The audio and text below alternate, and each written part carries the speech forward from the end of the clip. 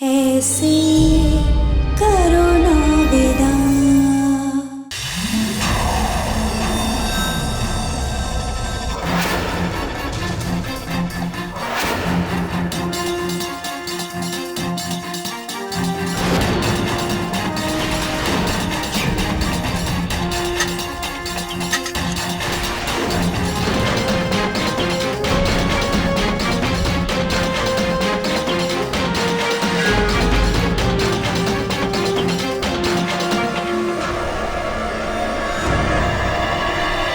शाबाश कुंवर, चलाइए गोली और सब कुछ खत्म कर दीजिए।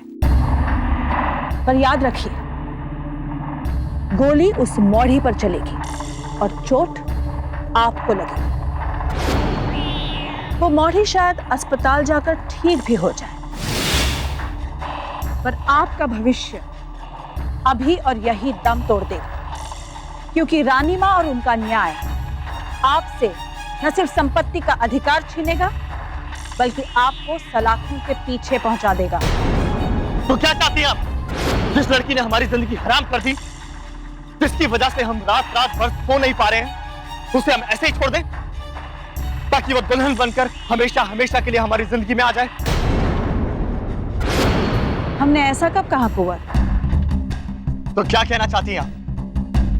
आप चाहती हैं कि जो हो रहा है मुझे होने दें, रानी मां की धमकियों से डरकर अपना सर झुका लें? हमने किसी भी कीमत पर हारना नहीं सीखा है दाई मां।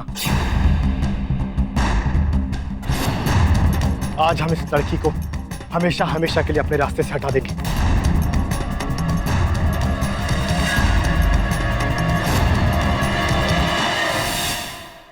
कुंवर, लोगों को रास्ते पर लाना या लोगों को रास्ते से हटाना, दोनों कामों के लिए अक्ल की जरूरत होती है।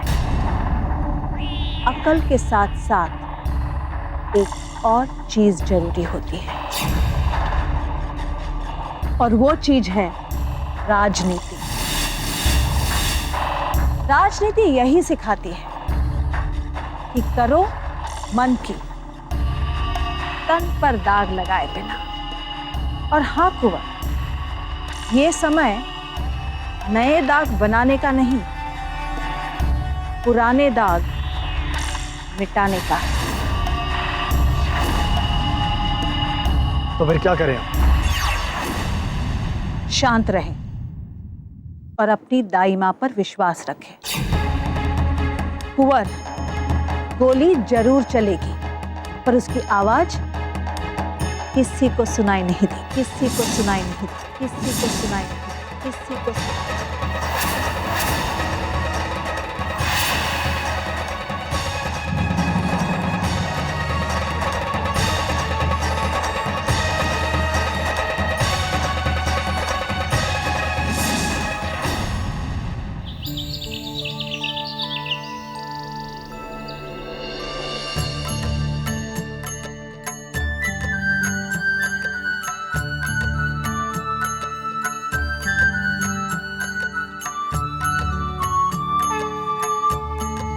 देवी माँ, तू तो सबके दिल का हाल जानत है। बस न्याय करना मेरी मोड़ी के साथ।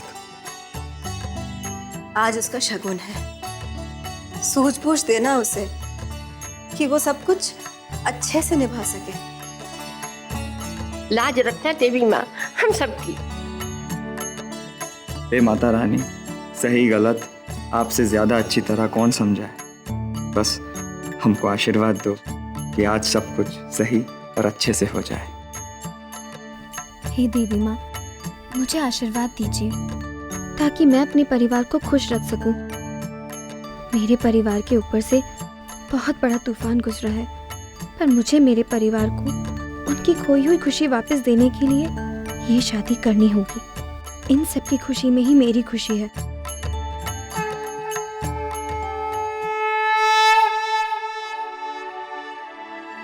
प्रसाद, अरे पहले रेवा को दो ना। क्या कर रहे हैं आप? आज उपवास है इसका। मेरी मौढ़ी का मन तो देवी माँ के मन से जुड़ा हुआ है, इसे उपवास रखने की क्या जरूरत है? ले ले बेटा, प्रसाद खा ले। नहीं बापू, मेरे मन के तार देवी माँ के साथ साथ घर के सब लोगों से भी जुड़ा है ना।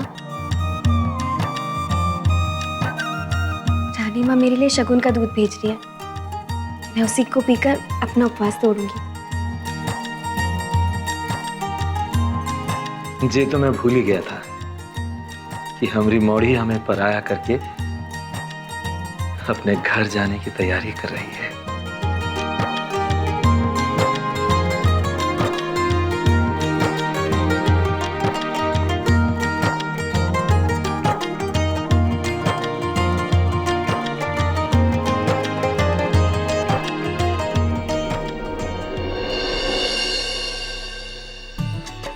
अरे फलों की टोकरी अभी तक यहीं पड़ी है, जाओ जाकर गाड़ी में रखवा दो। जी रानी माँ।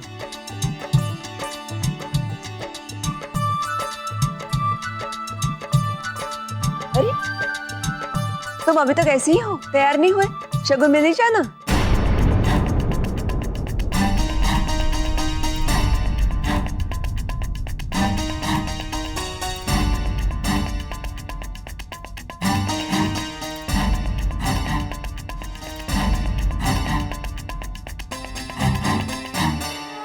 कभी कभी भगवान भी क्या करते हैं इंसान की समझ में नहीं आता।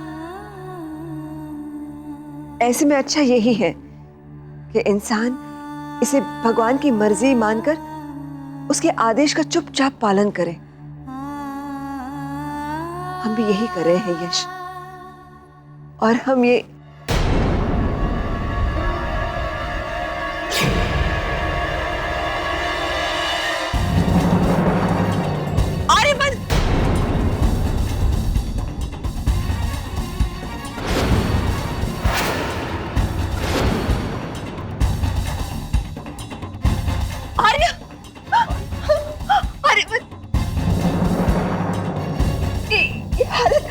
कुंवर जी के गाड़ी का एक्सीडेंट हो गया रानी माँ। एक्सीडेंट? कैसे? पता नहीं कैसे गाड़ी के ब्रेक फेल हो गए। वो तो कुंवर जी ने समझदारी दिखाई और गाड़ी से कूद गए, वरना आज गाड़ी के साथ साथ कुंवर जी भी खाई में गिर गए होते। देवी माँ का लाख लाख शुक्र है।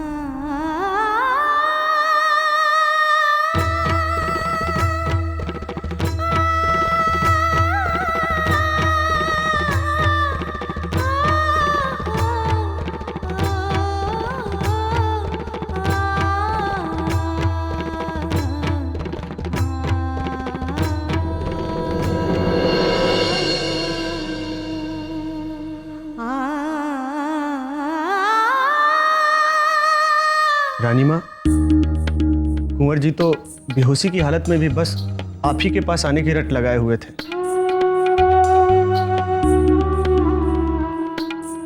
माँ,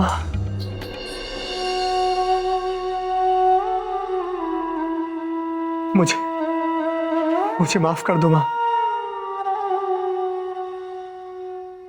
मुझे माफ कर दो।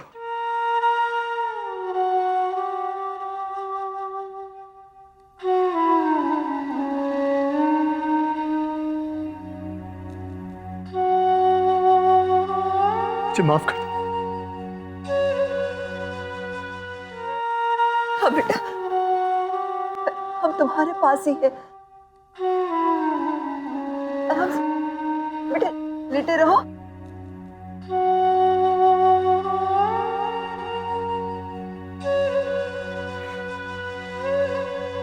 आपने बिल्कुल ठीक कहा था, सच में बहुत घटिया इंसान है।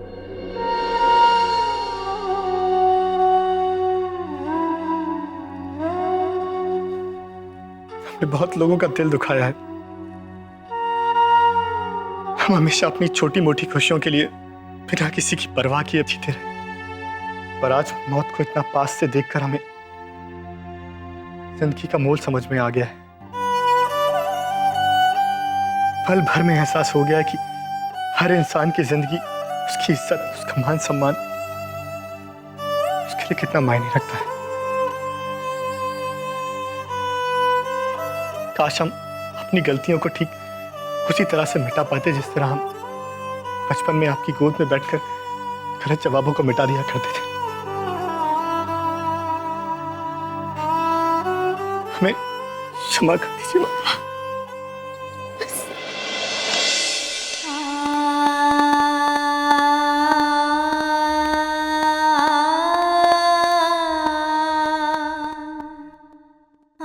आप चाहे तो हमें हमारी संपत्ति के अधिकार से वंचित कर दीजिए, आप चाहे तो हमें राजमहल से दूर भेज दीजिए, लेकिन हमें अपने दिल से मत बाहर निकालिएगा।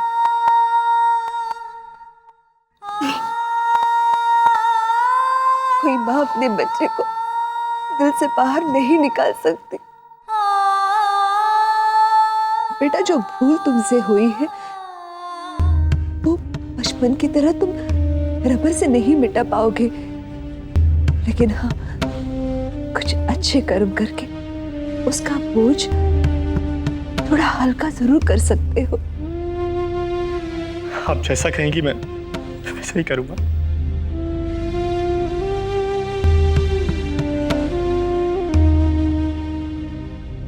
बेटा,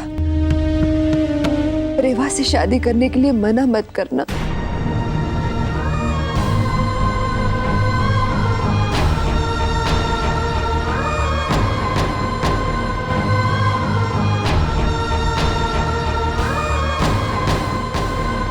आप जैसा कहेंगी वैसा ही करूंगा।